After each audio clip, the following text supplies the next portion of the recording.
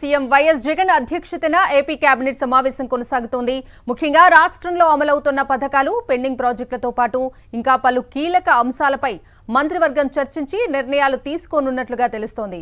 ముఖ్యంగా రాష్ట్రంలో అవ్వాతాతలకు ప్రతి నెల ఇచ్చే పింఛన్ పరిమితిని 3,000 రూపాయల పెంపుపై కేబినెట్ నిర్ణయం తీసుకోనున్నట్లుగా తెలుస్తోంది.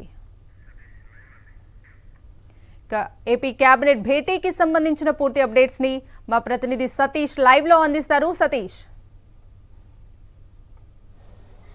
కవిత, ముఖ్యమంత్రి వైఎస్ జగన్మోహన్ రెడ్డి అధ్యక్షతన మంత్రివర్గ సమావేశం కొనసాగుతుంది. 45 ఎజెండా అంశాలపైన కేబినెట్ చర్చించి ఈరోజు ఆమోదం తెలుపనుంది.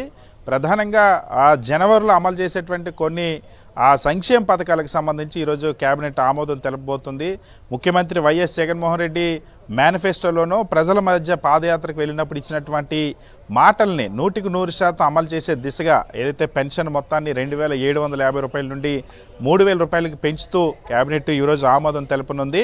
ప్రధానంగా ఆంధ్రప్రదేశ్ రాష్ట్రంలో ఉన్నటువంటి పెన్షన్దారులందరికీ కూడా వచ్చే జనవరి 1వ తేదీ నుండి 3,000 రూపాయల పెన్షన్ అందబోతుంది. భారతదేశంలో ఏ రాష్ట్రంలో కూడా ఇంత పెద్ద ఎత్తున పెన్షన్ లబ్ధిదారులు లేరు.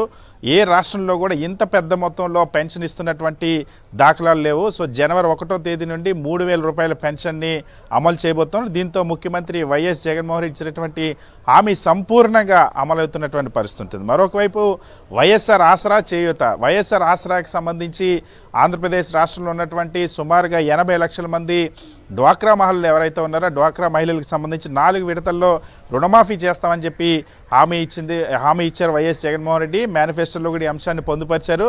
ఆ హామీని కూడా ఇప్పుడు ఫుల్ఫిల్ కాబోతుంది జనవరితో. దానికి సంబంధించి ఈరోజు కేబినెట్లో చర్చించిన నిర్ణయం తీవ్ర. అలాగే వైఎస్ఆర్ చేయూతకి సంబంధించి ఆమోదం తెలిపోతారు. ఆరోగ్యశ్రీ విస్తరణతో పాటు Visakha. Right Satish, thank you.